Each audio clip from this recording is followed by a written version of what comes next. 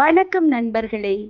இந்த வீடியோவில் பலருக்கும் பொதுவாக வரக்கூடிய காலாணி பிரச்சனை பற்றியும், அது ஏன் வருகிறது மற்றும் அதை வீட்டிலே எளிய முறையில் குணப்படுத்துவது எப்படி என்பதை விரிவாக பார்க்க போகிறோம்.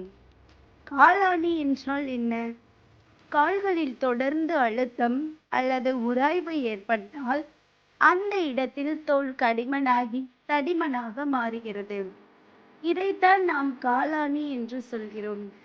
சில நேரங்களில் இது நடக்கும் போது, செருப்பு போடும் போது அழுத்தத்தினால் எரிச்சல் ஏற்படுவது என பல தொந்தரவுகளை ஏற்படுத்தும்.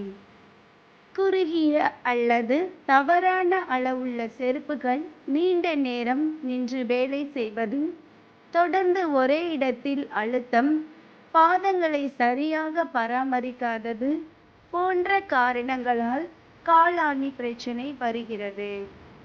காலாணியை குணப்படுத்த முதல் மற்றும் முக்கியமான படி, வெதுவெதுப்பான சோப்பு நீர் எடுத்துக்கொள்ளுங்கள். அதில் கால்களை 10 முதல் 15 நிமிடங்கள் ஊற வையுங்கள். இதனால் கடினமான தோல் மென்மையாகும், வலி குறையும், இறந்த தோல் தளர்வாகும். நீரில் ஊற வைத்த பிறகு பியூமிஸ்கள் கொண்டு காலாணி உள்ள இடத்தில் மெதுவாக தேய்க்க வேண்டும். ஆனால் தேய்க்கும் போது அதிக அழுத்தம் கொடுக்கக்கூடாது. இரத்தம் வரும் அளவுக்கு தேய்க்க கூடாது.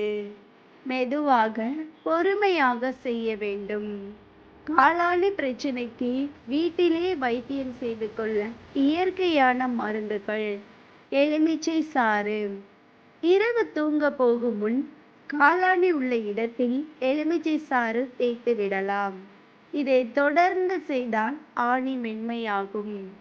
அடுத்து வசம்பு. வசம்பை அரைத்து பேஸ்ட் செய்து ஆணி மேல் தடவி கட்டலாம். இது கிருமி நாசினியாகவும் செயல்படும். பூண்டுச்சாறு.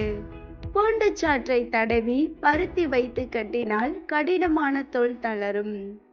தேங்காய் எண்ணெய் அல்லது கஸ்டர்ட் எண்ணெய் தினமும் இரவில் தடவினால் தோல் மென்மையாகும். காலாணி மீண்டும் வராமல் தடுக்க இதெல்லாம் செய்யுங்க. சரியான அளவுள்ள செருப்புகளை போடுங்கள். அதிக நேரம் ஒரே இடத்தில் அழுத்தம் வராமல் பார்த்து கொள்ளுங்கள். கால்களை தினமும் தடவுங்கள். கடினமான தரையில் செருப்புகள் இல்லாமல் நடக்க வேண்டாம். வலி மிகவும் அதிகமாக இருந்தால், இரத்தம் அல்லது புண் ஏற்பட்டால், நீரிழிவு நோய் இருந்தால் தாமதிக்காமல் பாத மருத்துவரை அணுகுவது நல்லது. நாமாக வீட்டில் கத்தி கொண்டு வெட்டுவது மிகவும் ஆபத்தானது. இந்த வீடியோ உங்களுக்கு பயனுள்ளதாக இருந்தால் லைக் செய்யுங்கள், சப்ஸ்கிரைப் செய்யுங்கள்.